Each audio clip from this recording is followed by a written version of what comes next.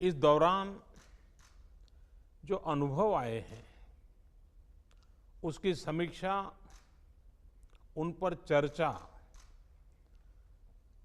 हमें आगे के लिए बहुत उपयोगी हो सकती है। आज की इस चर्चा में मुझे भी आपसे काफी कुछ जानने का अवसर मिलेगा। ग्राउंड रियलिटी क्या है उसको समझने का अवसर मिलेगा।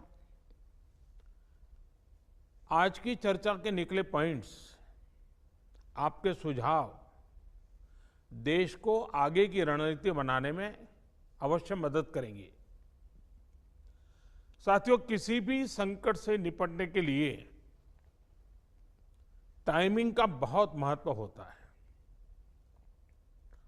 सही समय पर लिए गए फैसलों ने देश में कोरोना संक्रमण को नियंत्रित करने में बहुत मदद की है। भविष्य में जब कभी भारत की कोरोना के खिलाफ लड़ाई का अध्ययन होगा तो ये दौर इसलिए भी याद किया जाएगा कि कैसे इस दौरान हमने साथ मिलकर के काम किया। कोऑपरेटिव फेडरलिज्म का सर्वोत्तम उदाहरण प्रस्तुत किया। साथियों, जब कोरोना दुनिया के अनेक देशों में चर्चा का विषय भी नहीं बना था, तब भारत ने इससे निपटने के लिए तैयारियां शुरू कर दी थी, फैसले लेने शुरू कर दिए थे। हमने एक एक भारतीय की जिंदगी को बचाने के लिए दिन रात मेहनत की है। बीते हफ्तों में हजारों की संख्या में हमारे भारतीय भाई बहन विदेश से अपने वतन वापस लौटे हैं।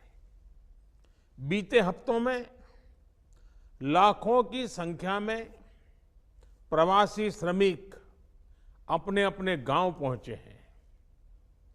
रेल, रोड, एयर, सी सारे मार्ग करीब करीब अब खुल चुके हैं।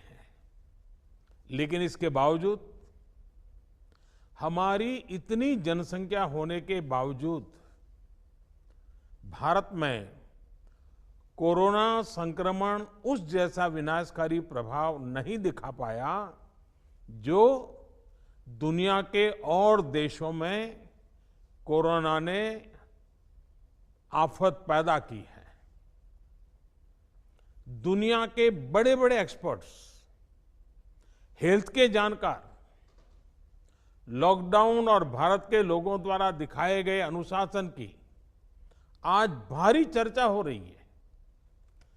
आज भारत में रिकवरी रेट 50% से ऊपर चला गया है। आज भारत दुनिया के उन देशों में अग्रणी है जहां कोरोना संक्रमित मरीजों का जीवन बच रहा है।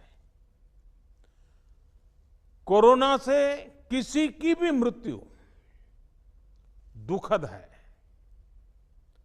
हमारे लिए किसी एक भारतीय की भी मृत्यु असहज करने देने वाली है। लेकिन ये भी सच है कि आज भारत दुनिया के उन देशों में है जहां कोरोना की वजह से सबसे कम मृत्यु हो रही है। अब अनेक राज्यों के अनुभव आज आत्मविश्वास जगाते हैं कि भारत कोरोना के इस संकट में अपने नुकसान को सीमित करते हुए आगे बढ़ सकता है, अपनी अर्थव्यवस्था को तेजी से संभाल सकता है। साथियों, बीते 2 हफ्ते के अनलॉक 1 ने हमें एक बड़ा सबक ये भी दिया है कि अगर हम नियमों का पालन करते रहें सारे दिशा निर्देशों को मानते रहे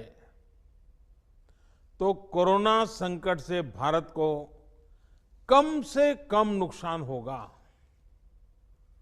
इसलिए मास्क या फेस कवर, उस पर बहुत ज्यादा जोर देना अनिवार्य है, आवश्यक है। बिना मास्क या फेस कवर के घर से बाहर निकलने की अभी कल्पना करना भी सही नहीं है। ये जितना खुद उस व्यक्ति के लिए खतरनाक है, उतना ही उसके आसपास के लोगों के लिए भी। इसलिए 2 गज की दूरी का हमारा मंत्र हो, दिन में कई बार 20-20 सेकंड के लिए साबुन से हाथ धोने की बात हो, सैनिटाइजर का इस्तेमाल हो, ये सभी बहुत गंभीरता से किए जाने चाहिए। खुद की सुरक्षा के लिए, परिवार की सुरक्षा के लिए, विशेषकर घर के बच्चों और बुजुर्गों की सुरक्षा के लिए ये बहुत जरूरी है। अब तक लगभग सारे ऑफिसेस खुल चुके हैं। प्राइवेट सेक्टर में भी लोग ऑफिस जाने लगे हैं। बाजारों में, सड़कों पर भीड़ बढ़ने लगी है। तो ये सारे उपाय ही कोरोना को तेजी से फैलने से रोकने में मददगार होंगे। थोड़ी सी भी लापरवाही, थोड़ी सी भी ढिलाई, अनुशासन में कमी कोरोना के खिलाफ हम सभी की लड़ाई को कमजोर करेगा। और इतने दिनों की जो तपस्या है, उस पर पानी फिर जाएगा। हमें इस बात का हमेशा ध्यान रखना है कि हम कोरोना को जितना रोक पाएंगे, उसका बढ़ना जितना रोक पाएंगे, उतना ही हमारी अर्थव्यवस्था खुलेगी, हमारे दफ्तर खुलेंगे, मार्केट खुलेंगे, ट्रांसपोर्ट के साधन खुलेंगे और उतने ही रोजगार के नए अवसर भी बनेंगे। साथियों, आने वाले दिनों में अलग अलग राज्यों में इकोनॉमिक एक्टिविटी का जिस तरह विस्तार होगा, उससे मिले अनुभव दूसरे राज्यों को भी बहुत लाभ पहुंचाएंगे। बीते कुछ हफ्तों के प्रयासों से हमारी अर्थव्यवस्था में ग्रीन शूट्स दिखने लगे हैं।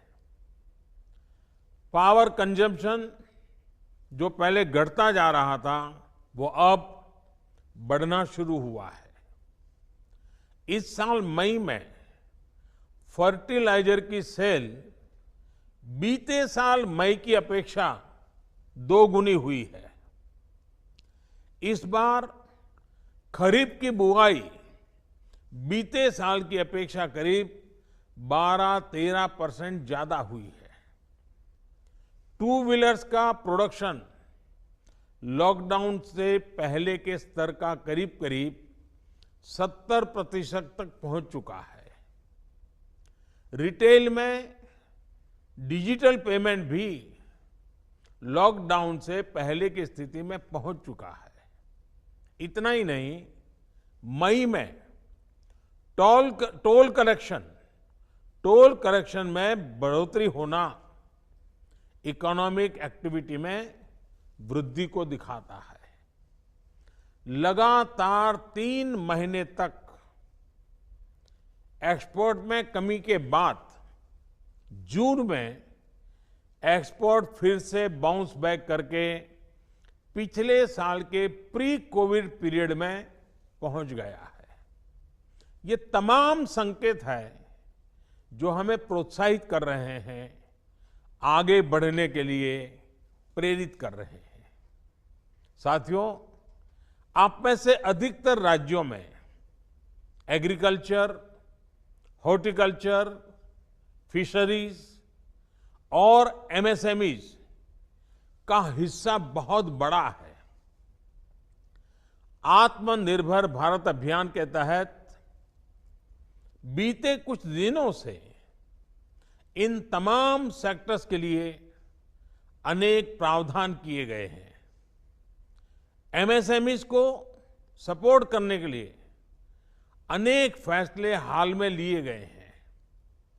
समयबद्ध तरीके से एमएसएमईज को बैंक से क्रेडिट दिलाने का प्रयास हो रहा है।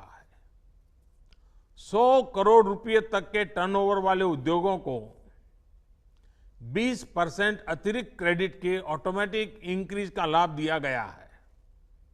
अगर हम बैंकर्स कमिटीज के माध्यम से ये सुनिश्चित करेंगे कि उद्योगों को तेजी से क्रेडिट मिले, तो वो जल्द से जल्द काम शुरू कर पाएंगे, लोगों को रोजगार दे पाएंगे।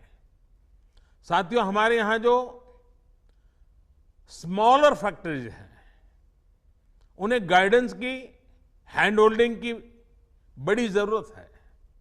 मुझे पता है आपके नेतृत्व में इस दिशा में काफी काम हो रहा है। ट्रेड और इंडस्ट्री अपनी पुरानी रफ्तार पकड़ सके, इसके लिए वैल्यू चेन्स पर भी हमें मिलकर काम करना होगा।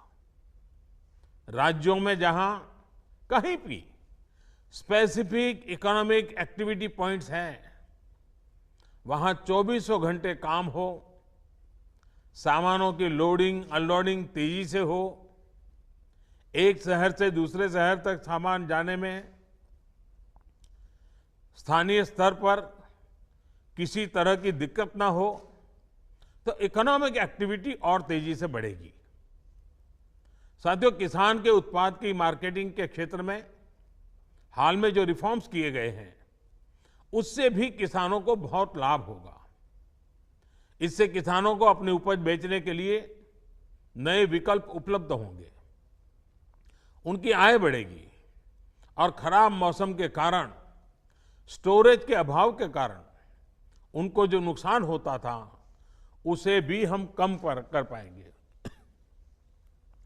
जब किसान की आय बढ़ेगी तो निश्चित रूप से डिमांड भी बढ़ेगी और राज्य की अर्थव्यवस्था की गति भी बढ़ेगी। विशेष तौर पर नॉर्थ ईस्ट और हमारे आदिवासी इलाकों में फार्मिंग और हॉर्टिकल्चर, इसके लिए अनेक अवसर बनने वाले हैं। ऑर्गेनिक प्रोडक्ट्स हो, बाम्बू प्रोडक्ट्स हो, दूसरे ट्राइबल प्रोडक्ट्स हो, उनके लिए नए मार्केट का द्वार खुलने वाला है। लोकल प्रोडक्ट के लिए जिस क्लस्टर बेस्ड रणनीति की घोषणा की गई है, उसका भी लाभ हर राज्य को होगा। इसके लिए जरूरी है कि हम हर ब्लॉक, हर जिले में ऐसे प्रोडक्ट्स की पहचान करें जिनकी प्रोसेसिंग या मार्केटिंग करके एक बेहतर प्रोडक्ट हम देश और दुनिया के बाजार में उतार सकते हैं। साथियों, बीते दिनों आत्मनिर्भर भारत अभियान के तहत जितनी भी घोषणाएं की गई हैं, वो एक निश्चित समय सीमा के भीतर जमीन पर उतरे, इसके लिए हमें एकजुट होकर काम करना है। इस पृष्ठभूमि में कोरोना से लड़ाई और इकोनॉमिक एक्टिविटी से जुड़े आपके जो सुझाव हैं, जो तैयारियां हैं, वो जानने के लिए मैं बहुत उत्सुक हूं और मुझे पक्का विश्वास है कि अनुभव के आधार पर आपकी जो बातें आएगी, वो आने वाले रणनीति बनाने में बहुत काम आएगी। मैं गृह मंत्री जी से आग्रह करता हूं कि वे आगे की चर्चा का संचालन करें